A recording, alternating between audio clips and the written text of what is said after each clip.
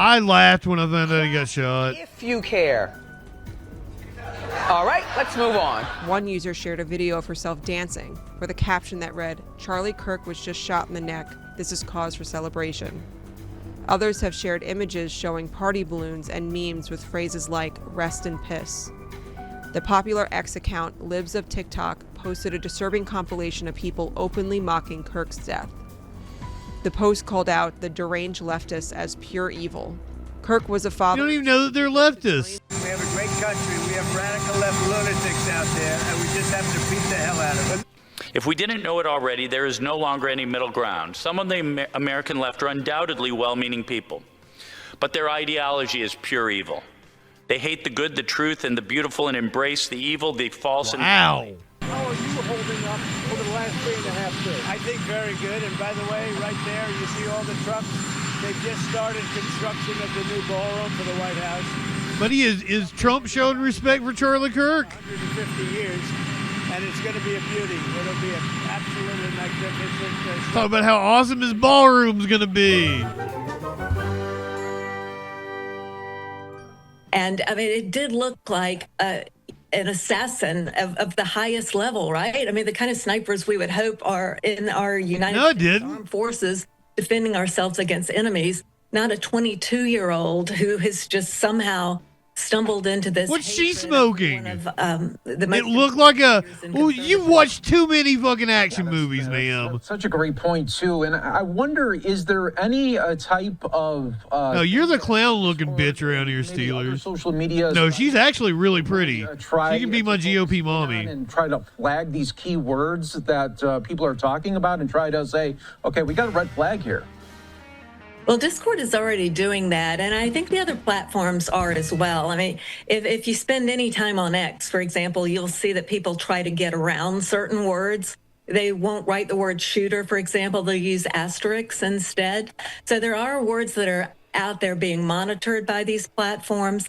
And Discord, who has been at the center of a handful of these shootings, has had to put out statements in the past saying that they were going to have tighter control. Steelers, why are you so mad, bro? They actually did refer to authorities some disturbing conversation that they had seen on the platform that wound up getting somebody in custody before he actually did. Seriously, how are you going to come in here and be like raging in my chat? So, in one aspect, I mean, the companies are doing something, but they can't do everything. The sheer number of people who are on these platforms, I think Discord right now is saying they have 200 million. It's very easy. So it's very easy to find the motherfuckers that are going to do this kind of shit. They really are. Jennifer, thanks so much for joining us on Live Now from Fox. Great breakdown. I can write the profile. Flash could write the profile for you and tell you all the places to monitor to make sure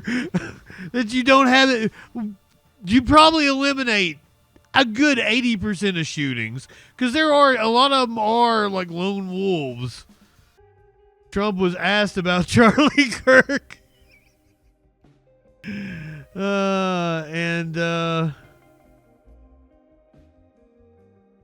Really seemed like he could care less about his supposed friend being assassinated.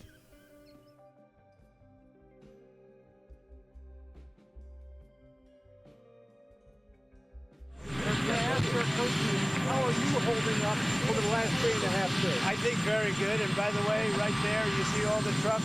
They've just started construction of the new ballroom for the White House, which is something they've been trying to get, as you know, for about 150 years. And it's going to be a beauty. It'll be an absolutely magnificent structure.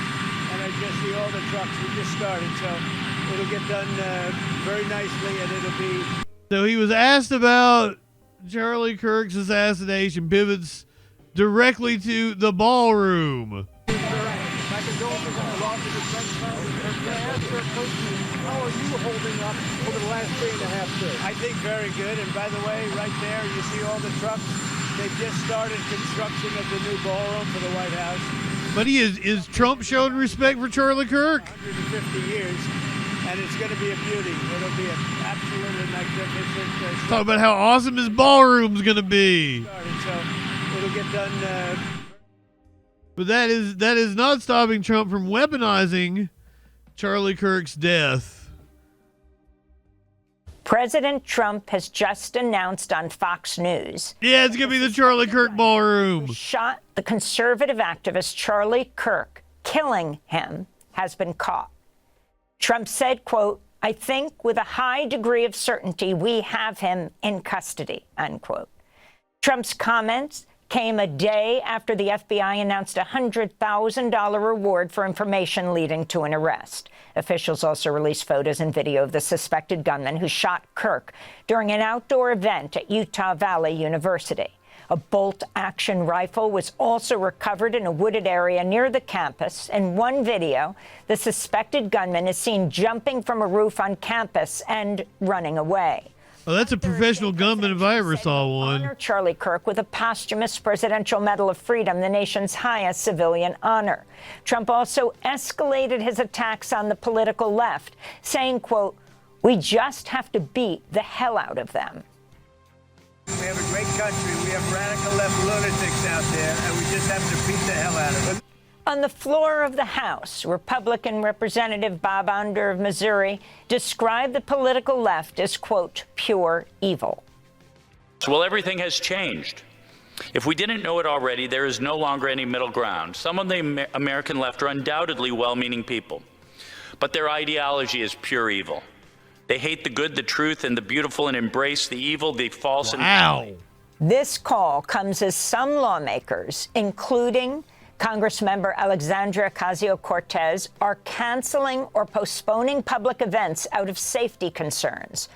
To talk about all of this and more, we're joined by Mehdi Hasan, editor-in-chief and CEO of Zeteo, where his new piece is headlined, "Hypocritical Conservatives Are Using Charlie Kirk's Horrific Murder to Cynically Smear the Left."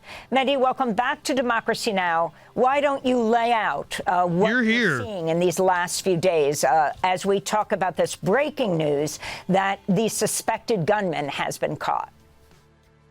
Thanks, Amy, for having me. The problem with this administration, of course, is you can't trust anything they say. Kash Patel put out multiple statements over the last 48 hours suggesting that somebody's been caught, somebody's in custody.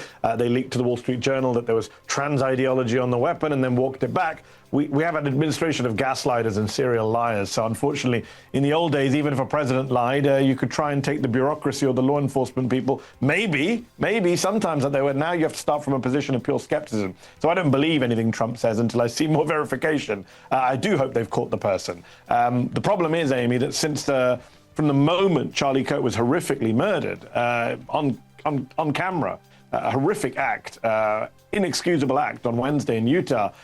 Being on camera is what got me banned on Twitch. Conservatives, prominent figures in this country on the right, went to work to blame this on the left, even though the killer was not in custody.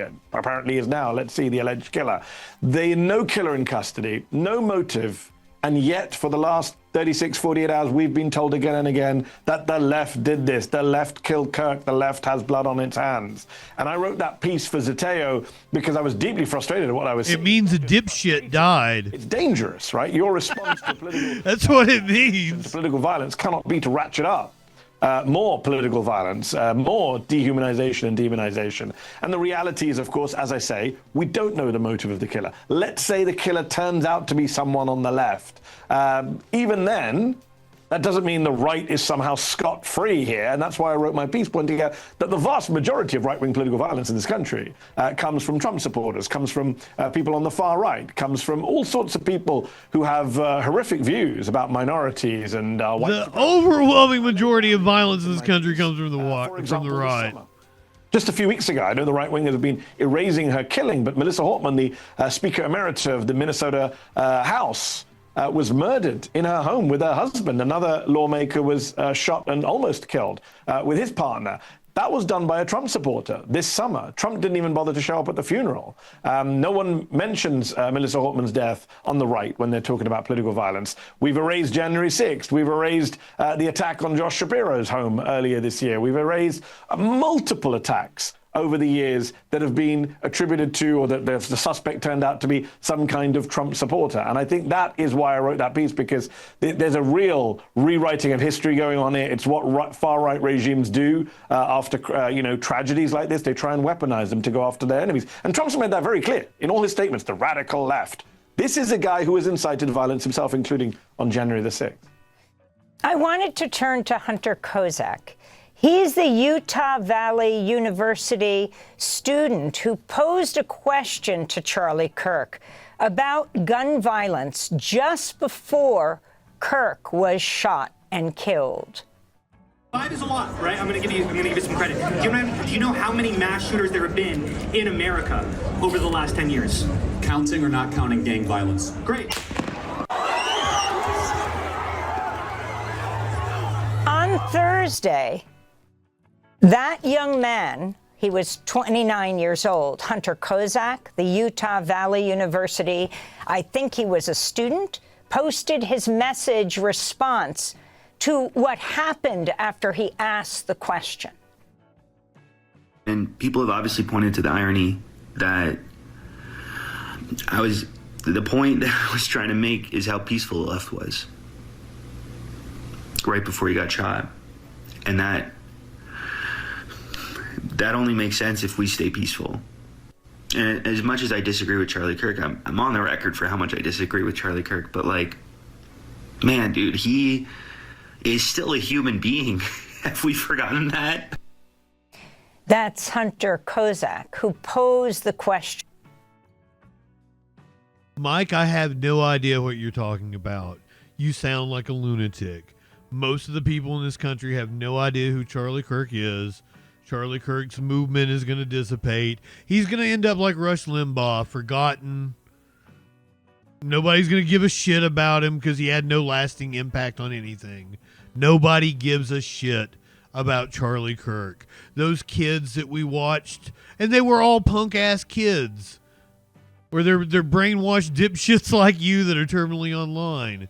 But, like, they had no substance in any of the things that they said about him. It was all just like, he turned people to Jesus. Rush, do it. Do it. And even Rush Limbaugh, before he died, knew the truth. As a conservative, it's getting harder and harder to not look like a kook. I just can't believe the kooks took over, and now it feels like I'm losing my mind. Because now I have to hear about what a good man Charlie Kirk was, while he was a vile piece of shit and a racist and a white supremacist that it was literally a traitor to this country. So, I'm sorry, Honcho. Like, I don't know what you think is going on in your alternate reality fucking right-wing fantasy bubble that you live in, but it ain't the reality, I assure you. What am I blind to? Fucking say something, brother. You are just making meaningless statements with no supporting evidence, no backing argument. You have nothing. You look stupid. He started by asking about how many trans mass shooters Charlie Kirk thought they were, and then talked about that percentage as a number of mass shooters in this country. But as he says, was horrified, as here is Charlie Kirk answering a question about gun violence, then is shot dead. Your response to this young man who's in a lot of pain. He said, in fact, though he disagrees with almost everything, is known for opposing Charlie Kirk, himself a TikToker. His wife just gave birth to their second child. He sees their families, both of them having 2 children. And he said, but I'm absolutely against violence and for his freedom of expression. I mean, we all are. I mean, 99% of people in this country, I hope, are against politically motivated murders. I mean, it's horrific. What happened to Charlie Kirk is horrific on a human level, on a political level, on multiple levels. And, people are going around saying, well, he didn't believe in empathy, so I don't care. Well, just the fact that he didn't believe in empathy is irrelevant. I believe in empathy. Most of us should have empathy, and I do have empathy for his wife and kids. 2 kids are going to grow up without their father. The fact that their father had vile political views that I disagree with, the fact that their father said I should be deported from the US is irrelevant. All right, you don't kill people for their speech, ever. And that young man gave a very eloquent statement there. The irony of him being killed after taking a question on gun violence and trying to make it about gangs. I mean, Amy, right now, everything in American politics just feels bizarre and ironic and unprecedented.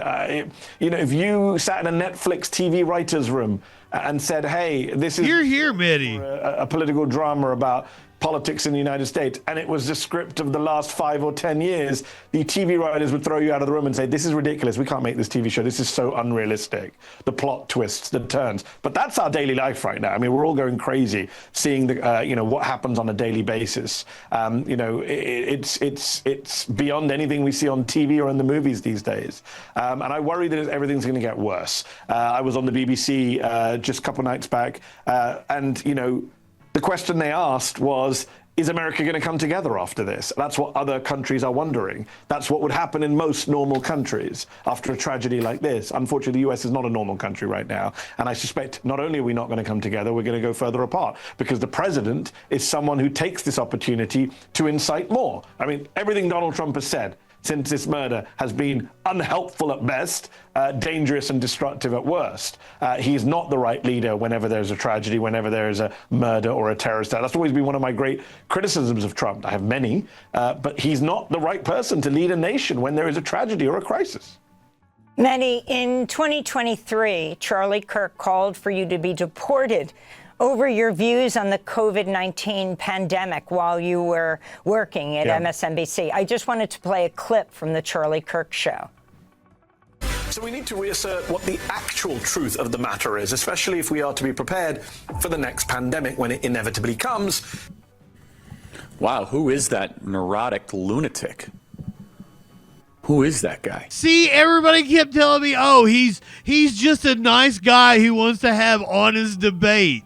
Fucking first thing he says, who's that neurotic lunatic? Seriously, and you guys come in here and criticize me. Get the fuck out of here. Send him back to the country he came from. Holy cow. Get him off TV. Revoke his visa. So that was Charlie Kirk. And again, the horror of his murder right now. Your response then, Mehdi, and as you reflect on this now. Yeah, I responded at the time pointing out how racist that statement was. Charlie Kirk was very anti-immigrant. He was very anti-Muslim. People forget this stuff. But again, I've spent the last 48 hours condemning his killing. I've found that posts celebrating his death, very few of them. I know the Republicans are trying to exaggerate. There are deaths. There are obviously posts online celebrating his death. I find them distasteful, inappropriate. It's not something I would do. And yet I think to myself, had I been the one shot in the neck and passing away, I wonder what Kirk would have said about me. This is the reality of where we live. I mean, he would have had sympathy, that's for sure. Some liberals are going to another extreme, which is we should all condemn the killing of Charlie Kirk, but we don't need to participate in the whitewashing of his record or the kind of this suggestion that he is some kind of free speech martyr. He was not a supporter of free speech. You just saw that clip. I said something on MSNBC he did not like, I, an American citizen. He said I should be deported from the United States. Is that someone who sounds like they support free speech? He was super anti-Muslim. Just a couple of days ago, he was posting about Islam being the sword with which the left slits the throat of America. He called Muslims conquerors, invaders. His rhetoric was horrific. He put targets on people's backs. But again, I don't measure my own views or my own responses to tragedies by the standard set by Charlie Kirk or Donald Trump or anyone else. The fact that he may have, had a more gleeful response to my death than I do to his is irrelevant. As I say, none of us should celebrate the death of a human being. None of us should celebrate political violence because it's a threat to all of us and to this country. And I think it's interesting that so many people are now trying to suggest that this guy, I've seen people saying, oh, he never did anything. He just went and had good faith debates with college students. Just not true. He supported the deportation of Mahmoud Khalil, a green card legal resident who was punished for his speech, nothing else, by the Trump administration. So look, even us having this conversation, Amy, will be clipped somewhere by a Republican and say, look, they're celebrating his death. They're criticizing him. No, criticizing someone's views is not celebrating the death. We can do two things at once. We can walk and chew gum. We can say it's absolutely outrageous that Charlie Kirk was murdered for his views, and we have absolute empathy for his wife and kids and friends and family. But we can also say those views were horrific. We're not going to suddenly say because he was murdered, his views are somehow good. No, bad people can be unjustly murdered. Bad people can be innocent when it comes to being killed, because even bad people shouldn't be killed for their views. Thank you, Maddie. Thanks for watching Democracy Now! On YouTube. Summed it up well. Now, I have not seen people. I would be the one to know if people were celebrating. I've not seen people celebrating his death, showing callous indifference, making lighthearted jokes of his death. Perhaps, yeah, I don't know about celebrating. So let's sickos cheer Charlie Kirk's death following a horrific assassination. Influential conservative activist Charlie Kirk. Let's see what they got. During a campus speaking event in Utah. President Trump announced Kirk's death in a post on Truth Social, writing, "It's only a 2-minute video. Legendary Charlie Kirk is dead. They're taking up a hell of a long time with filler here. Better than Charlie. He was loved and admired by all, especially me, and now he is no longer with us. Melania and my sympathies go out to his beautiful wife, Erica, and family. Charlie, we love you." While many social media users expressed their heartbreak and horror at Kirk's passing, thousands of sick users also flooded social media to celebrate the passing of the co-founder of Turning Point USA. Disturbing reactions ranged from mocking memes to outright cheering. I laughed when I found out he got shot. If you care. All right, let's move on. One user shared a video of herself dancing with a caption that read, "Charlie Kirk was just shot in the neck. This is cause for celebration." Others have shared images showing party balloons and memes with phrases like "rest in piss." The popular X account, Libs of TikTok, posted a disturbing compilation of people openly mocking Kirk's death. The post called out the deranged leftists as pure evil.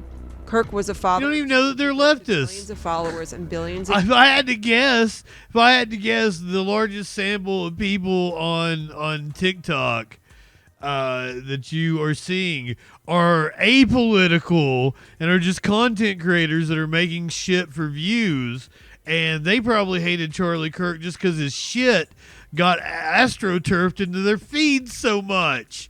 Idiots. Views for videos in which he would engage in fiery debates with students on college campuses.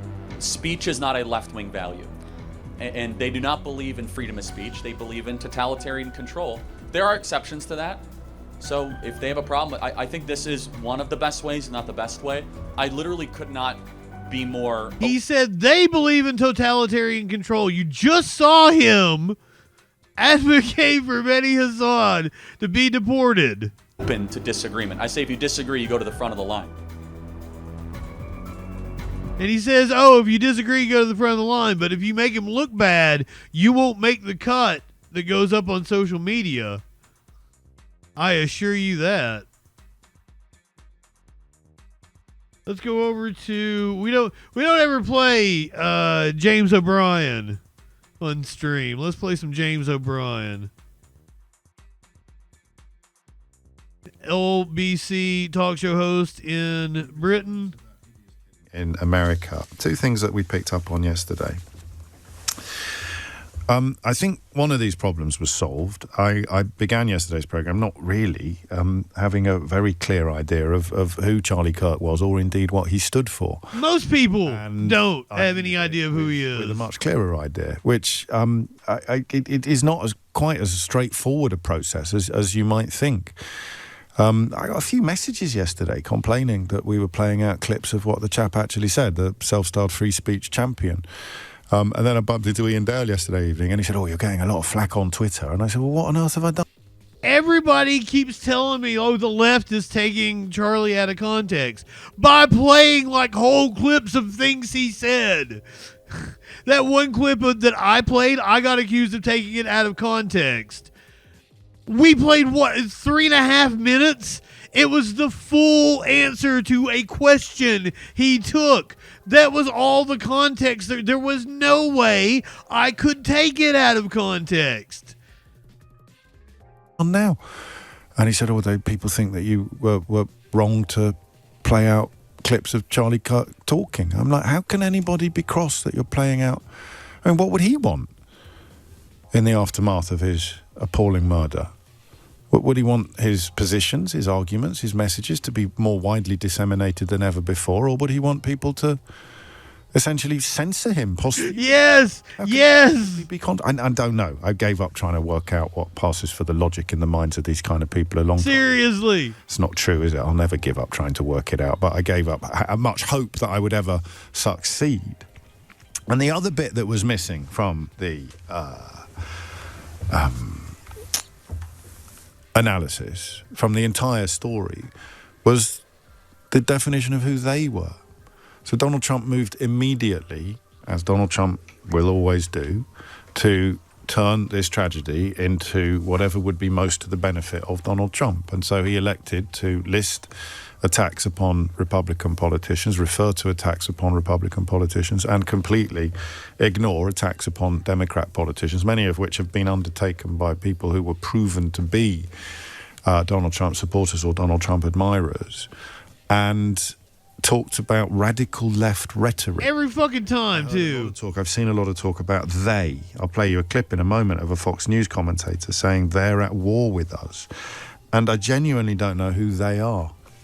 And obviously there's a frisson of concern, not necessarily fear, that it just means anybody who keeps telling the truth about these people and this movement. Anybody who, for example, considers it absolutely unconscionable that you could pardon insurrectionists who attack the Capitol and left the police officers traumatized, terrified, and even dead. You know, is that what he means? What is the radical left rhetoric? So there were two things missing from our conversation yesterday. And I answered one of those questions. I now know what he stood for. I don't remove, and I appreciate some people have been less empathetic than me, if you like. But I don't resile a single scintilla of sympathy and horror at what happened to the guy. I used the word courageous yesterday to describe my reaction to the discovery that he always debated people. I don't know that I will reuse that word today because I've had a look at some of the clips. I've had a look at there's a caveat, James. Courageous it was. I've also seen quite a lot of clips of him losing, but the criticisms he received. But I'll tell you why I say that, because I don't think I'm courageous. I will give him that. And James actually saw some of the clips and gave a critical evaluation. At face value, it seems like he'll just debate anybody. But no, that's not really it. The one thing I will give Charlie credit for is he would leave his L's up for everybody. Now, he might not make them into, smaller clips, but with the Oxford debate, that's on his channel. You can go watch it. Yeah, he monetized his L's because he knew all the leftists would go watch it. Get you coming and going, yep. And what it was a grift. Shelley, welcome in. From a very different political position and not on the radio. So if I get the better of somebody, there'll be a long queue of people claiming that I've been condescending or I've bullied them or we can't really edit things to make me look better than I actually am because the whole flipping show is up on YouTube from beginning to end. But I don't want to be yin to his yang, and I'm obviously nowhere near as important on the political stage on either side of the Atlantic. But I don't know that it's courageous to say, prove me wrong. I just used the word to describe him in contrast to a lot of people who seem to have similar politics and will never stand up and be counted. So in relative terms, he had more courage than Hank Buncher-Numbers with a bald eagle avatar who spends fuck you, Hank, disseminating negativity and bigotry on social media. And I didn't like what I discovered about him. And the more I discovered about him during yesterday's programme, the more troubled I was by the response, particularly of Boris Johnson, actually. A Brit finding out about Charlie Kirk is great. Common sense things. And then you read some of the things that he'd actually said, or you listened to some of the things that he'd actually said, and you wondered whether Boris Johnson, the nicest thing you could say about Boris Johnson was that he didn't know. He should have listened to yesterday's show, because he was responding. And that, of course, is when I realised why people would get so cross about anybody reading out what he'd said or playing out actual footage of him talking. Imagine that for a moment. Imagine casting yourself as a disciple of somebody you describe as a free speech champion, and then he tragically gets murdered by persons as yet unknown, which is an element of the conversation that we're moving towards. He tragically gets murdered, and all of the people who consider themselves to be disciples of a free speech champion have hissy fits and conniptions over the words that he spoke, over people playing the words that he spoke. And they're getting people fired. I'm often completely baffled by bigotry. But multiple professors. I got to tell you, that one's got me right in the. I think there was like a firefighter in Tennessee. So you don't want me to find out what he stood for, even as I condemn his murder. Why don't you want me to find out what? Why don't you want people to know what he stood for? Surely that's a grave disservice to his memory. You think he'd be ashamed? Oh, he wasn't ashamed. He was recorded saying. You think he'd be ashamed of the positions he adopted? You think he'd be ashamed of the arguments that he made? No, he wasn't. He was shameless. Or are you ashamed of the fact that you agree with them? You should be. Yeah, that's it. As usual. Generally, when I'm completely baffled by people... No, Charlie Kirk was so unashamed. He made his picture from South Park, Cartman mocking him on South Park, his avatar on social media. He loved it. He thought the episode was hilarious, and it was mocking the shit out of him. We all thought it was great. Charlie thought it was great, too, because all Cartman was really doing was saying what Charlie believed. We all thought it was a great takedown, but in reality, he was really just repeating Charlie Kirk talking points. Charlie enjoyed it. I realise it is what they see in the mirror that's being held up that they're repelled by, rather than the person actually holding up the mirror. That just becomes a wonderful exercise in projection. Like one it and click one back, one more click, over hit the set an alert when that shit goes live, social fucking support and hit subscribe. Like one up and take a hit. He does no harm, but it takes no shit. He's the last one standing when the ship is sinking. Let's take another rip for JustinFREAKIN. Light one up, tip one back. I'm JustinFREAKIN. Not high enough for this shit.